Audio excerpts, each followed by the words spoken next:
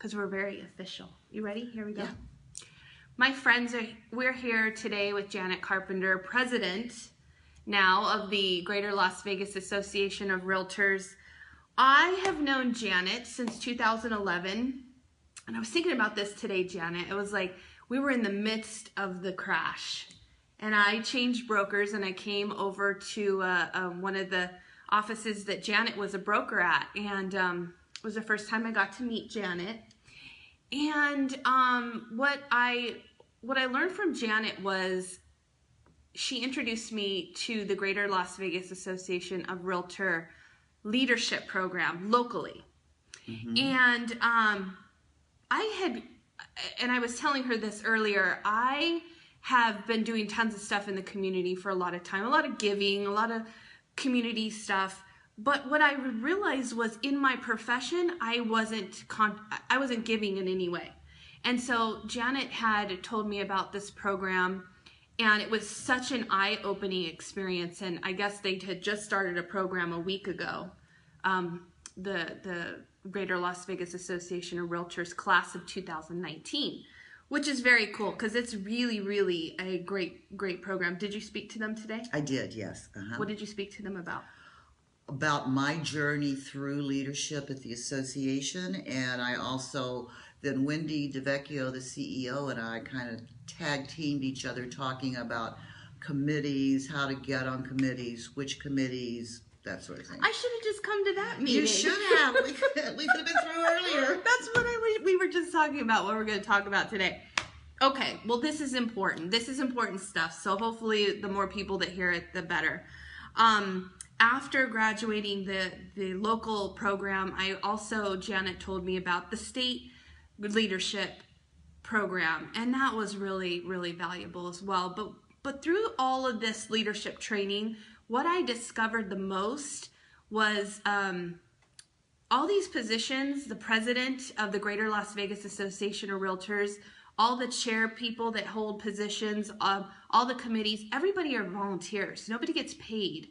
And I really value that. Like, I look at you like it's even more important. All the time and care and that goes into all of it. Janet has served as what? Chairperson, secretary, Oh, well, treasurer. I was a director for 4 years, and then it was, okay, you have to move up to executive or get off the board for 2 years, and I wasn't quite ready to give it up because it becomes addictive. You're like, first of all, you're getting the information first before anybody else out there gets it if you're on the board of directors. And also, you're helping to mold policy and decisions that are made for the association. So I had no choice but to run for treasurer, and I won treasurer, was not really sure what I was doing for a good 3 or 4 months. But by the time the year was almost over, I'm like, okay, I really understand this now. I know how to balance the receipts with the checks, to sign the checks. You know how to read a profit and loss statement. And there was nothing prohibiting me, so I ran for treasurer again because now I really knew what I was doing. Then after that, I was vice president, then president-elect, now I'm president. So you just went from one thing to the next. I worked right up the ladder. I love what you said, that I didn't know what I was doing. So to run for a chair, to be on a committee, to get involved, you don't have to know, right? You learn as you go. You build the road and you go. Well, now that's true in some sense because there are 2 different types of committees at the association. There are the open committees. You don't know what you're doing. You're brand new. You've had your license for 2 months.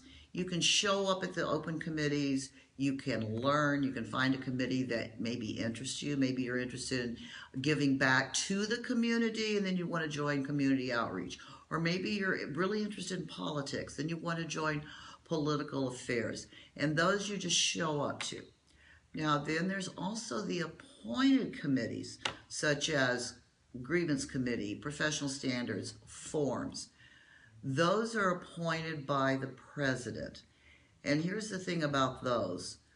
Most of them have limits in how long you must have been a realtor. For example, grievance committee, you must have been a realtor for 3 years. We don't want someone who's brand new, who doesn't understand the code of ethics, who hasn't been working with other agents to make judgments on somebody who may have actually screwed up and violated the code of ethics. Same thing with forms. Forms is now a closed committee. It's limited to 14 people, and we don't want a brand new person on the forms committee who's never even written a contract. So we want someone who's been a practitioner for a number of years and goes, you know, this paragraph in the RPA, it's really not clear, and maybe we should clean this up a little bit. Or you find that you need a form for, well, for example, back when the market was crashing, we really needed a form for REOs and short sales. And a short sale addendum was formed, and that was done by the forms committee. So those committees, you have to be experienced. And then, again, you're appointed. But I will tell you this. If you've served on an open committee and you want to be on an appointed committee, there's a way to get there. Now, generally speaking, the president appoints the closed committees. But the president doesn't know everybody in the association. We don't know your background. We don't know that you might want to be on finance, which is also appointed because you have a degree in accounting or finance or economics, and you would be a real asset to the finance committee. We don't know that. But right after the election, which happens the middle of September, the president coming in is going to start figuring out who has to go on these committees. And a lot of the committees, like grievance, have a training session that you must go to, and that's done before the end of the year so you can be active come the January meeting. So if you want to be on a closed committee, here's what you do. Email the person who's coming in as president and say, this is my background. I'd really like to be on this committee. Please consider me. And that's how a lot of people, quite frankly, that I don't know, I appointed to committees. Awesome. So it's not difficult. Speak up. Put it out there. Get it. And if you don't know, obviously Janet just came into office in January, beginning of the year. We don't know who's going to. Wait, yeah, we do. Tom Blanchard will be the president next year. Next year, right. So contact Tom if there's something that you want to be on the committee for next year, to be appointed for next year. But meanwhile, jump on any of these other committees that are open that there is a list of that we'll go through, but also on the Greater Las Vegas Association of Realtor website. There's a ton of them. They're awesome. Janet, I read this quote this morning about servant leadership. Tell me what you think about this. Servant leadership, a philosophy and set practices that enriches the lives of individuals, builds better organizations, and ultimately creates a more just and caring world. Isn't that great? I like that. That's I so like that great. Very much. Yeah, the more I get involved, I've been in real estate for 15 years this year, and the more I get involved, the more I love it. The more I'm proud to be a realtor. You know, it's not like sometimes we don't get a lot of respect and we're not highly thought of sometimes in some areas, but I really am proud of it. It's really an honorable thing. So go through the list of the committees that people could join open. Okay, I'm gonna put my glasses on so I don't leave any of these out. First of all, there's a community outreach committee. We have organizations that are 501(c)(3)s that are picked out that we raise funds for throughout the year, and we donate to them at the end of the year. And our charities have to do with the homeless, children, and the military. And one of the ways we're raising funds is first Friday in April, we will have the bowling tournament at the Texas Station. So you can contribute to this by just signing up for a bowling team at Texas Station. Community outreach also volunteers one night a month at the rescue mission to feed the homeless. that come through the rescue mission. You show up at 4:30, you do whatever you can to help out. No, you don't have to cook. You just have to be on the serving line or clean off the tables or get people water or whatever. Somebody else is doing the cooking for you. And that's one night a month. Show up at 4:30, you're out the door by 6 o'clock. If I had the time, a committee I would really be on is education. The education committee monitors all the CE classes, and that's an open committee. And when you monitor a CE class, you sign the students in, you make sure they sign out and give them their certificate when class is over. You make sure there's water, you make sure there's coffee. But because you're there and you're in the class, you get free CE. And it's wonderful, and they are always looking for people. They're always short of monitors, so that is a great committee. Global. Now, I was board liaison to the Global Committee for 2 years. The Global Outreach Committee, it's an hour-and-a-half meeting once a month, and I would come back and tell my agents, it's like going to a mini CE class. It's just phenomenal, the information you get. Mm-hmm. Our Global Committee is award-winning. They've won awards the past 5 years from the National Association of Realtors. They're leaving the middle of March, and they're going on an outbound trade mission to China to promote Las Vegas and investment opportunities in Las Vegas and Nevada through international investors from all over the world. It's exciting. A group of them also went to Dubai in the fall. And then last year they went to New Zealand. And I will tell you this, the information they bring back is phenomenal, but those people that are going on these missions, they're going on their own dime. Mm-hmm. Just so you know that. Mm-hmm. Let's see.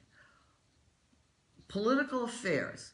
Political affairs, if you're interested in politics, they meet once a month for an hour only. You get lots of political information. Things we bring up in political affairs are brought to our GADs, our government affairs directors, and most of them are in Carson City right now lobbying on our behalf for the issues that are interest to us. And there are some not so realtor-friendly bills that may go through the legislature. Right now they're just bills, but you can have an input, and also you get to see political candidates come in and speak for 30 minutes. We've had Congressman Dina Titus. We've had Mayor Goodman for numerous times. We have all these people who have run for office or in office come brief us when their schedules permit. Property management is an open committee. If you have a property management permit, you probably want to be at this committee. They talk about changes they might have to make in forms, pass them on to forms committee. They talk about tenant laws. Very, very informative. Trends. Trends is probably our most popular committee. It started years ago during the crash when a bunch of REO agents got together and talked about, this is what we're seeing, this is what the banks want, this is what you need to do if you want to sell an REO. And since then it's evolved into, you get all kinds of statistics on what's happening in the market. Normally have a very good guest speaker, and with the timing of this meeting, which is 11 to 12:30, they also give you lunch. Another good committee that's always energetic is Young Professionals Network, YPN. No, you don't have to be under 40. There is a man, I'm sorry I don't remember his name, but I've been to several YPN meetings. He's always there, and he's probably in his 60s, and he enjoys that meeting so much. So you don't have to be under 40 to go to the meetings to find out what's happening with the young professionals. And those are all open. All you have to do is show up. Now, if you show up at the first meeting in January, you're automatically a member of the committee. If you don't make January, say you showed up in March, you need to go March, April, and May, and then May you will be voted on to the committee as a member.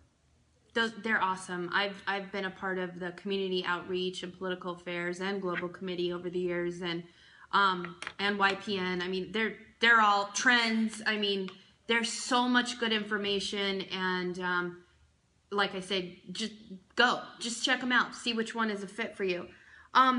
But Janet, I was wondering, I was reading an article about you this morning about how you got into real estate and buying your own home, and you didn't like the bathroom, so you told your husband. Well, I didn't buy it. He bought it without me. And then you said, that's it, I'm getting my real estate license, so we won't have to do this again. Isn't that kind of how it went? Well, not exactly, sort of. You got the gist of the story right. No, so I was living in Alaska. My husband was in the Air Force, and he was being transferred to Nellis. But he had to come for a red flag, and he said, while I'm there, I'm going to go ahead and buy a house so we can go have a door-to-door move. Now, if you are in the military or ever been in the military, you know the saying, 3 moves is equal to a fire on your furniture. So you don't want it moved out of your house, into storage, shipped to where you're going, back into storage, back into wherever you've decided to live, because you might as well burn your furniture. Yeah. So I said, okay, I want big bathrooms and a big kitchen and no green. Other than that, I don't care. So he came down, bought the house. I had a friend who was here, and he took her over to see the house, and they called me. And I said, does it have big bathrooms? And she said, oh, yeah. I said, and how's the kitchen? She said, oh, it's big. I said, okay. So we bought this house. And then I went to see the house after I arrived in Las Vegas. Well, it was a disaster. All I can tell you is the kitchen was what I call a galley kitchen. You can stand in the middle and touch the cabinets on both sides. Mm-hmm. And I couldn't see anything. I couldn't see the family room. I couldn't see the children. I couldn't see the TV. Nothing. The bathrooms were large in the respect that they were long rectangles. But they were so narrow at the end where the sink was that this was a while ago. I couldn't even plug my electric rollers in without sitting them in the middle of the sink. And I hated this house. Are you still married to that man? Yeah. Darn it. He made it through the storm, didn't he? And so, you know, I'm not very shy about telling him exactly what I like and don't like.